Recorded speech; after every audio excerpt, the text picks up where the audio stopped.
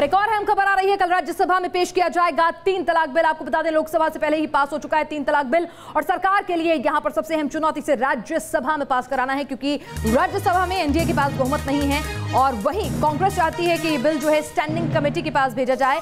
और कांग्रेस अगर ये बिल स्टैंडिंग कमेटी के पास भेजने की सिफारिश करती है राज्यसभा के भीतर, क्योंकि वहां पर संख्या बल में बीजेपी कमजोर पड़ सकती है, एनडीए कमजोर पड़ सकता है, तो ऐसे में कांग्रेस का क्या मैसेज जाएगा कि वो इस बिल को लटकाना चाहती है। हालांकि बीजेपी लगातार से यही इमेज पोस्टरिंग कर रही है कि अगर कांग्रेस जो है इस बिल को स्टैंडिंग कमेटी के पास भेजती है तो कहीं ना कहीं वो इस बिल को डिले करना चाह रही है, वो इस तरह की अग्रेसिव नीति जो है अपनाएगी। हालांकि खबरें ये भी आ रही हैं कि सरकार भी कुछ फेरबदल करने के लिए यहाँ पर राजी हो सकती है, यानी कि जो सजा है उसको कम किया जा सकता है या फिर आपराधिक मामला चले ना चले ये विवेक पत्नी के विवेक पर छोड़ा जा सकता है। ये सब खबरें निकल कर आ रही हैं सूत्रों के हवाले से। और नए साल के पहले दिन ही आबादी पर आर पार शुरू हो गई। कहीं बयान से घमासान तेज हुआ तो कहीं अवैध घुसपैठियों पर निशाना कसा गया। सबसे पहले बात असम की करते हैं, जहां नेशनल रजिस्टर ऑफ सिटीजन्स का पहला ड्राफ्ट जारी कर दिया गया। अवैध घुसपैठियों पर कार्रवाई राज्य में बीजेपी का चुनावी एजेंडा रहा और सोनोवाल सरकार ने इस पर अब कैसे कार्रवाई तेज कर दी है ये आपको बताते हैं। आधी रात को जारी पहले ड्राफ्ट में 1.9 करोड़ लोगों को वैध नागरिक के रूप में मान्यता दी गई। बाकी 1.39 करोड़ लोगों का नाम पहली लिस्ट में नहीं आया, यानी पहले ड्राफ्ट में सिर्फ 1,90,00,000 लोगों को भारतीय नागरिक माना है। आपको बता दें ये बीजेपी का और असम का बहुत बड़ा एक मुद्दा है। हालांकि असम के मुख्यमंत्री सर्बानंद सोनोवाल ने लोगों से ना घबराने की अपील की है। सरकार ने भरोसा दिलाया है कि दूसरी लिस्ट भी जल्द ही जारी की जाएगी। अब उस लिस्ट में कितने का नाम आता है ये भी देखना दिलचस्प रहेगा। नाम नहीं भी रहा उसको चिंता करने का कोई जरूरत नहीं है। सरकार हर जो भी बोनाफाइड इंडियन सिटीजन है उनके पक्ष में सरकार हमेशा है और रहेगा।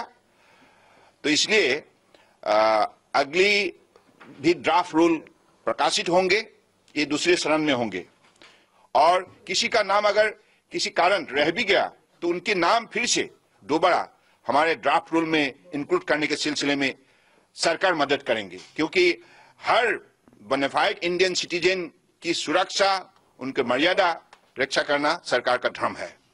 चलिए, बोनाफाइड इंडियन सिटीजन की सुरक्षा और उनकी रक्षा करना हमारा धर्म है, तो जो अवैध घुसपैठिए हैं उन पर क्या यह कार्रवाई करने की या कवायद के तौर पर भी देखा जाए। वैसे तो असम में अवैध घुसपैठियों पर कोई आधिकारिक आंकड़ा मौजूद नहीं है, लेकिन अवैध घुसपैठियों पर लगातार घमासान स्थानीय लोग मचाते रहे हैं और इसकी जड़ें जो हैं वो बेहद गहरी है। दरअसल थोड़ा इतिहास के पन्नों को टटोलते हैं। साल 2005 में केंद्र, राज्य सरकार और ऑल असम स्टूडेंट्स यूनियन राज्य में रहने वाले नागरिकों के कानूनी दस्तावेजीकरण करने पर सहमति बनी और इसके बाद से ही असम में एनआरसी अपडेट करने की प्रक्रिया लगातार चल रही है। असम में 20वीं सदी की शुरुआत से ही बांग्लादेश से होने वाली घुसपैठ का मुद्दा जो है वो जोर शोर से चलता रहा है, जिसके बाद 1951 में यहाँ पर एनआरसी तैयार किया गया। अवैध घुसपैठ असम के लिए एक बड़ा मुद्दा है। अवैध घुसपैठ के खिलाफ यहाँ कई बड़े हिंसक आंदोलन भी हुए हैं। 1980 में स्टूडेंट मूवमेंट हुआ, जिसके बाद असम गण परिषद और राजीव गांधी सरकार में समझौता हुआ था। समझौते में तय किया गया था कि 1971 तक जो भी बांग्लादेशी असम आए हैं उन्हें तो नागरिकता दे दी जाएगी और बाकियों को निर्वासित किया जाएगा। 2005 में एक बार फिर अवैध घुसपैठ के मुद्दे पर आंदोलन शुरू हुआ, लेकिन ठोस कदम नहीं उठाए गए और 2013 में मामला सुप्रीम कोर्ट तक भी पहुंच गया। अब सुप्रीम कोर्ट के निर्देश पर पहली एनआरसी लिस्ट जारी की गई है और बीजेपी ने इस मुद्दे को बड़े जोर शोर से अपने चुनाव प्रचार के दौरान उठाया था। तो यहाँ पर उम्मीद है कि कोई कड़ी कार्रवाई होगी और ये पहली लिस्ट में आधे लोगों का नाम गायब होना क्या इसी का संकेत है। हालांकि मुख्यमंत्री आश्वासन भी दिला रहे हैं। असम में अवैध घुसपैठियों की आबादी पर जंग है तो राजस्थान के अलवर शहर में विधायक बनवारी लाल सिंघल की मुस्लिम आबादी पर किए गए फेसबुक पोस्ट ने भी घमासान मचा रखा है। बनवारी लाल को लगता है कि मुस्लिम समुदाय जानबूझकर आबादी बढ़ा रहे हैं ताकि देश में उनका दबदबा कायम हो सके।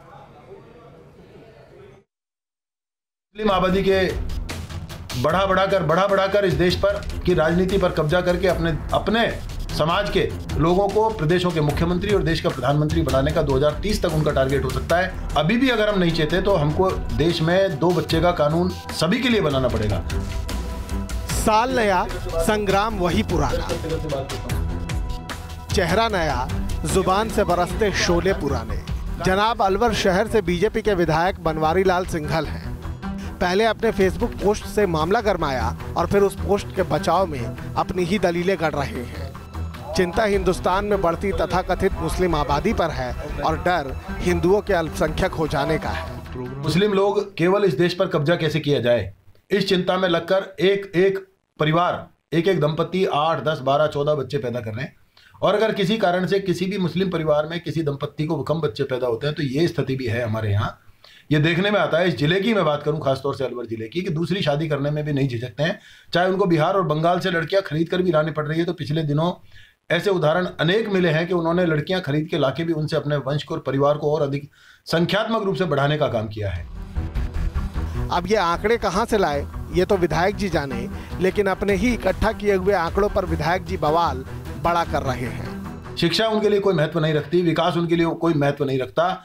मेरा जो पोस्ट है, मैंने उन धार्मिक संत को सुनकर बिल्कुल गंभीर चिंतन के बाद अपनी पोस्ट को डाला है। पूर्ण सोच समझ के डाला है कि हमारे जो आर्थिक संसाधन हमारे देश के हैं, जो हिंदुओं के द्वारा दिए जाने टैक्स से चल रहा है हमारा ये पूरे देश के आर्थिक संसाधन, उसके भी अधिकतम हिस्से को ये लोग चट करने का काम कर रहे हैं, जबकि इनका देश की आर्थिक उन्नति में किसी भी प्रकार का योगदान अगर आप देखें तो लगभग नगण्य है। देखिए, इस तरह का हमाकाना बयान मैं समझता हूँ कि काबिल तवज्जो नहीं है और इसका कोई जवाब भी नहीं देना चाहिए, इसलिए कि बच्चा पैदा करना कोई गुनाह थोड़ा है। विधायक जी बहुत चिंतित हैं, बेहद डरे हुए हैं। पर सवाल ये कि सरकार भी आपकी, दलीलें भी आपकी और चिंता भी आप ही की। तो विधायक जी क्या ये बताएंगे कि अगर ये सिर्फ सियासी जुमला नहीं तो क्यों नहीं केंद्र और राज्य में वो जनसंख्या नियंत्रण कानून बनवाते हैं, और अगर उनकी ही सरकार उनकी नहीं सुनती तो देश उन्हें क्यों सुने। Team news nation. और आगे बढ़ते हैं। 3 दिन पहले अलकायदा का प्लान कश्मीर सामने आया। कश्मीर में दहशतगर्दी बढ़ाने के लिए हिंदुस्तान को वॉर जोन में तब्दील करने के मंसूबे का खुलासा हुआ और अब सामने आई है लश्कर और जैश ए मोहम्मद की एक और खतरनाक साजिश। इंटेलिजेंस सूत्रों से न्यूज़ नेशन को जो एक्सक्लूसिव जानकारी हाथ लगी है उसके मुताबिक ये दोनों खतरनाक आतंकी एक बार फिर हिंदुस्तान की संसद को दहलाने की साजिश रच रहे थे। क्या था ऑपरेशन संसद, देखिए। टेरर के टारगेट पर संसद भवन, आतंकियों के निशाने पर अर्धसैनिक बल।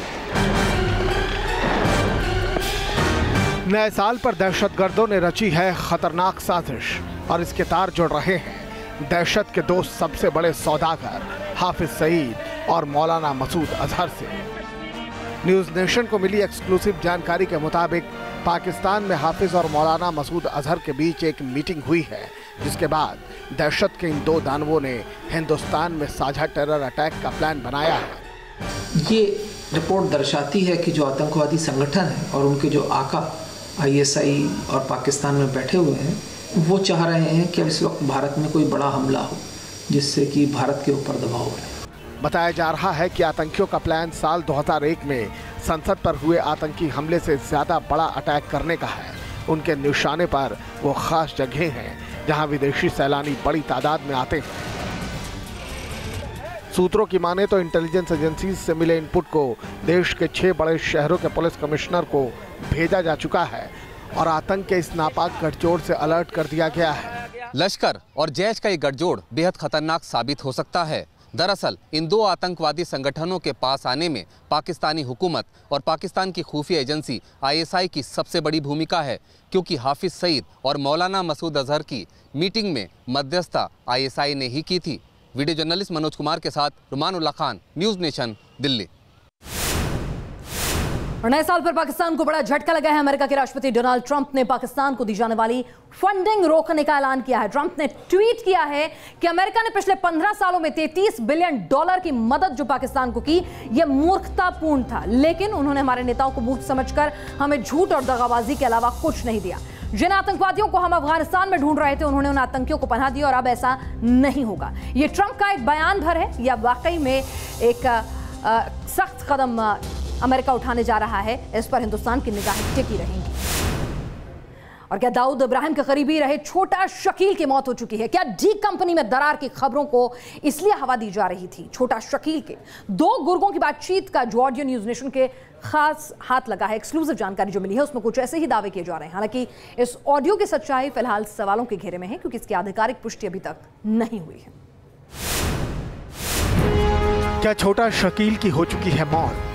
क्या दाऊद का दाहिना हाथ हो चुका है ढेर? क्या बीमारी ने ले ली है छोटा शकील की जान? डी कंपनी में दरार की अटकलों के बीच अब छोटा शकील की मौत की खबर आई है। एक ऑडियो टेप में शकील के 2 गुर्गे उसकी मौत का जिक्र करते सुने गए हैं। हेलो, बोलो। अस्सलाम वालेकुम। हाँ? पेशावर से बोल रहा हूँ, भाई के लिए काम करता था। कौन सा भाई? शकील भाई की बात कर रहे हैं हम। क्या बोलो? भाई का वफात हो गया है जनवरी में, आपसे खबर छुपाया गया है। आपसे खबर छुपाया गया है भाई, और ये अनीस जो है ये आपसे खबर छुपा रहा है और ये सारा पैसा लेके आधा चला गया है। पैसा इसका सारा अंदर लेके चला गया है। ये कौन बोल रहे हो? कहाँ से बोल रहे हो भैया? हम पेशावर से बोल रहे हैं। हम दुबई में होते थे, बिलाल नाम है हमारा, हम भाई के साथ होते थे। हमको खबर मिली है, हम आपको बता रहे हैं। सब मालूम है, हमें सब मालूम है। और मालूम है अनीस हम लोचे में नहीं जाना चाहता। हालांकि इस ऑडियो टेप की आधिकारिक पुष्टि नहीं हो सकी है, लेकिन बताया जा रहा है कि शकील की मौत 6 जनवरी 2017 को ही हो चुकी है। बताया जा रहा है कि इस्लामाबाद में अंडरवर्ल्ड की मीटिंग में गए शकील की तबीयत बिगड़ने से मौत हो गई। बताया जा रहा है कि इसी बैठक के दौरान छोटा शकील की तबीयत अचानक खराब हुई और उसे तुरंत रावलपिंडी के कंबाइंड अस्पताल लिया गया, जहां पर उसकी मौत हुई। बाद में छोटा शकील के शव को एक स्पेशल फ्लाइट के जरिए कराची ले जाया गया और वहीं पर दफनाया गया। दावा किया जा रहा है कि छोटा शकील की जगह अब रहीम मर्चेंट ने ले ली है। रहीम मर्चेंट पाकिस्तानी माफिया से जुड़ा है और ISI के काफी नजदीक भी बताया जा रहा है। कहा जा रहा है कि मर्चेंट ही पिछले 1 साल से शकील के नाम से गुर्गों को ऑपरेट कर रहा है। छोटा शकील की मौत को लेकर कई सवाल उठ रहे हैं। आखिर छोटा शकील की मौत को क्यों छुपाया गया? क्या ISI ने छोटा शकील को मरवाया? क्योंकि छोटा शकील की जगह जिस रहीम मर्चेंट ने ली वो ISI के काफी करीब है। वीडियो जर्नलिस्ट मधु के साथ यासर मुश्ताक, न्यूज़ नेशन, बेंगलुरु। और आइए अब आपको दिखाते हैं जुर्म की दुनिया की कुछ और खबरें क्राइम व्यू में।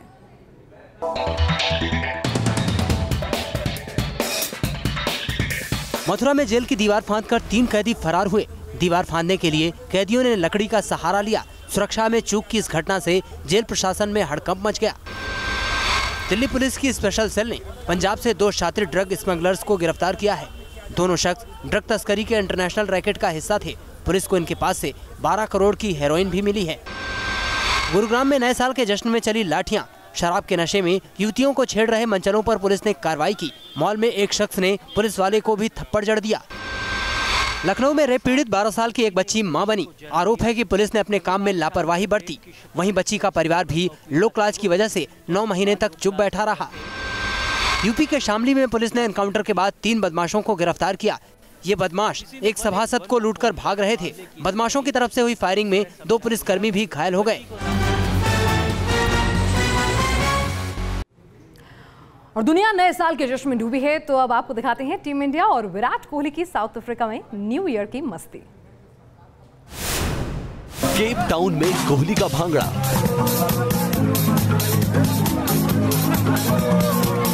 विराट ने किया फैंस को new year wish. Hello everyone, just want to wish you all a very very happy new year.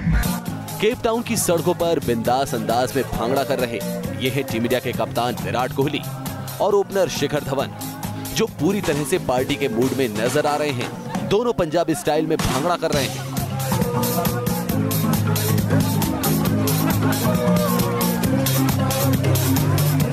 Background में म्यूजिक कुछ और ही है, लेकिन इससे विराट धवन को फर्क नहीं पड़ता। वो तो बस नाचने के मूड में है और इसलिए पूरी तरह डांस को एंजॉय कर रहे हैं।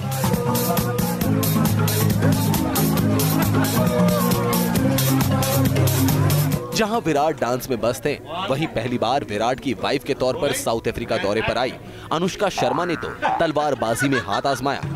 अनुष्का ने एक शॉप से 2 तलवार ली और फिर उनसे एक्शन करने लगी।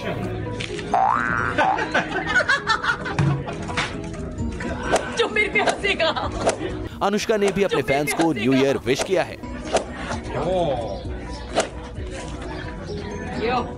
Hello everybody, happy new year. Here's wishing you all a very happy new year with your loved ones, and I hope all your dreams and your aspirations for the year come true and just have a blast and be good.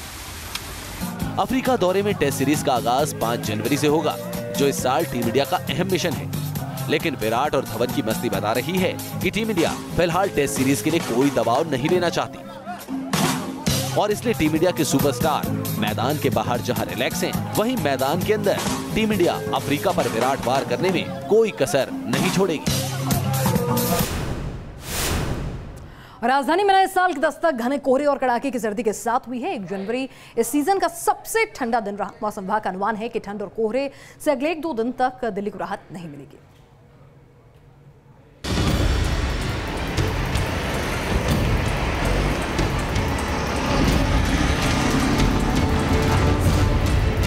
नए साल का आगाज Delhi NCR के लोगों पर कोहरे और ठंड के डबल अटैक के साथ हुआ। सर्दी का सितम ऐसा था कि सोमवार का दिन यानी 1 जनवरी दिल्ली में इस सीजन का अब तक का सबसे ठंडा दिन साबित हुआ। दिल्ली में पहली बार इस सीजन में पारा 6.6 डिग्री तक लुढ़क गया। दिल्ली के आया नगर में तो न्यूनतम तापमान 5.6 डिग्री तक पहुंच गया।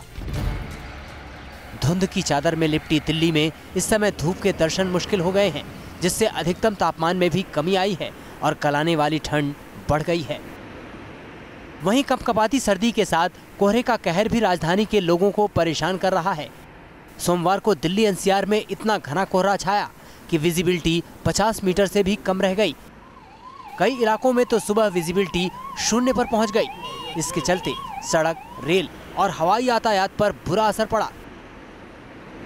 मौसम विभाग का ये अनुमान और भी टेंशन बढ़ाने वाला है कि अगले 2-3 दिनों तक राजधानी में इसी तरह के हालात बने रहेंगे। ये इसी सिनारियो हम लोग अगले 3 दिन के लिए भी एक्सपेक्ट कर रहे हैं। उनके वजह से ये तीनों वेदर पैरामीटर्स के लिए चेतावनी भी दे के रखा है। लखनऊ और कानपुर समेत यूपी के ज्यादातर इलाके भी सर्दी और शीतलहर से बेहाल हैं। नए साल में कड़ाके की सर्दी और कोहरे की दस्तक से परेशान लोगों के लिए सावधानी ही बचाव का सबसे बड़ा उपाय है। दिल्ली से अरविंद सिंह के साथ टीम न्यूज़ नेशन। और दुनिया भर में क्या कुछ हलचल है, देखते हैं वर्ल्ड व्यू।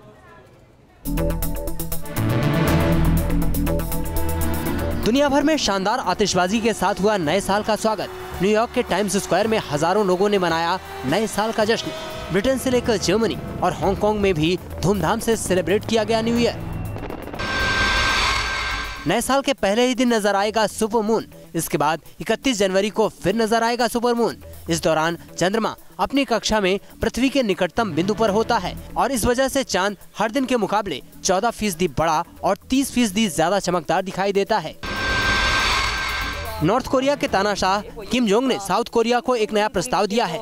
किम जोंग ने अगले महीने दक्षिण कोरिया में विंटर ओलंपिक के लिए प्रतिनिधिमंडल भेजने की पेशकश की है।